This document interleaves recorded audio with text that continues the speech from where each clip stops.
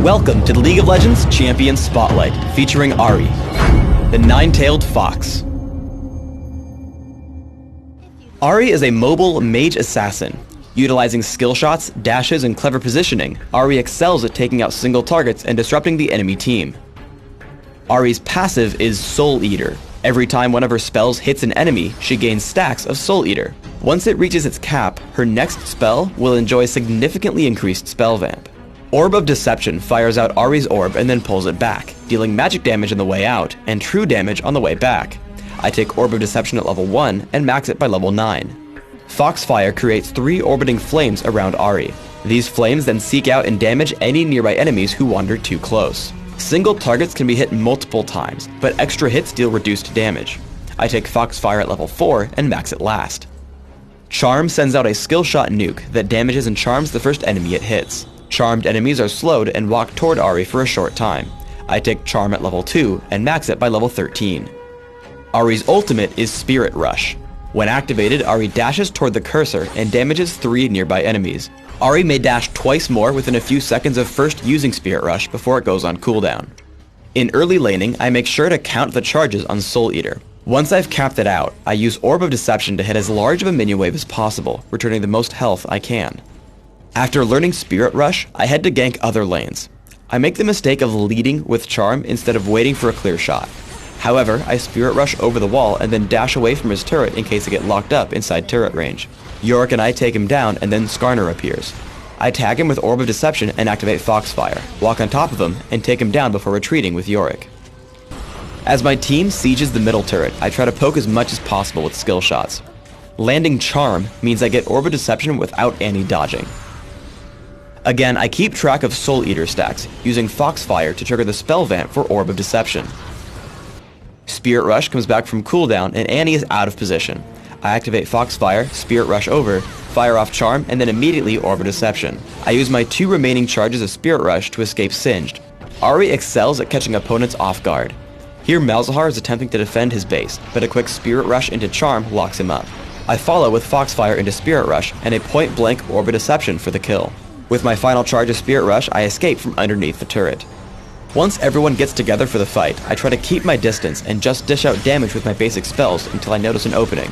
Once Lux gets low, I charge in with Spirit Rush twice, turning back to hit Singed and Skarner with Spirit Rush, Foxfire, and Charm. As Singed tries to escape, I flash for Orb of Deception, able to easily clean up Skarner in the resulting 4 vs 1 fight.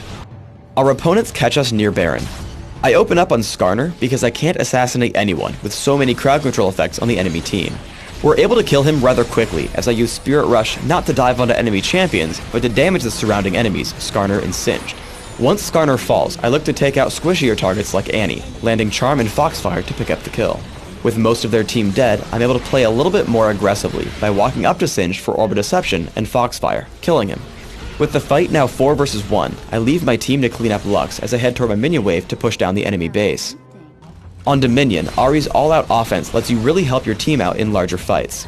As we push onto the windmill, I land skill shots on Tristana and Dr. Mundo, activating Foxfire to help pick up Fizz. With Ignite and Orb of Deception, I wear my opponents down further.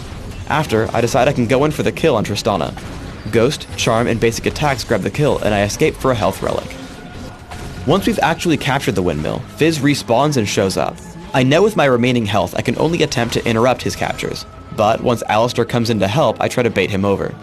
He lunges at us with Playful Trickster, and as soon as Alistar lands Pulverize, I tag him with Charm, allowing Alistar to headbutt him away for a kill underneath our turret.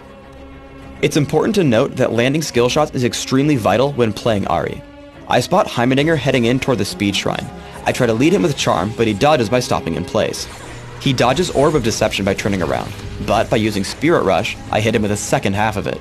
Now out of cooldowns and missing half my spells, I foolishly chase Heimerdinger through his turrets, falling to their damage output and his rockets. When you do land skill shots, it's a much different game. As Heimerdinger comes down from the windmill, I land Charm successfully. This lets me hit Orb of Deception without him dodging. Between Foxfire and Spirit Rush, I clean up Heimerdinger extremely quickly and start to capture the point.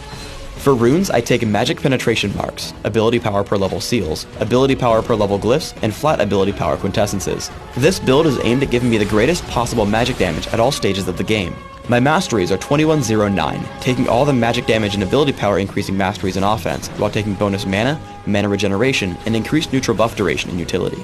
I take Ignite and Flash for summoner spells in Classic, subbing out Flash for Ghost in Dominion.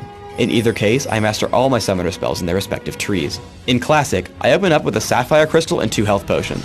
I upgrade quickly to Catalyst the Protector and grab Boots of Speed before upgrading further to Rod of Ages and Sorcerer's Shoes. I then start major ability power purchases through Rabadon's Deathcap, Will of the Ancients, and if required, Void Staff. I then buy a Lichbane and consider selling Rod of Ages for Ryla's Crystal Scepter. In Dominion, I take a similar build, but open with Prospector's Ring and Boots of Speed while skipping the Rod of Ages. I follow the same path as before, taking Rabadon's Deathcap, Will of the Ancients, and seeing if I need Void Staff to combat my opponent's magic resist. Like in Classic, I also take Lichbane and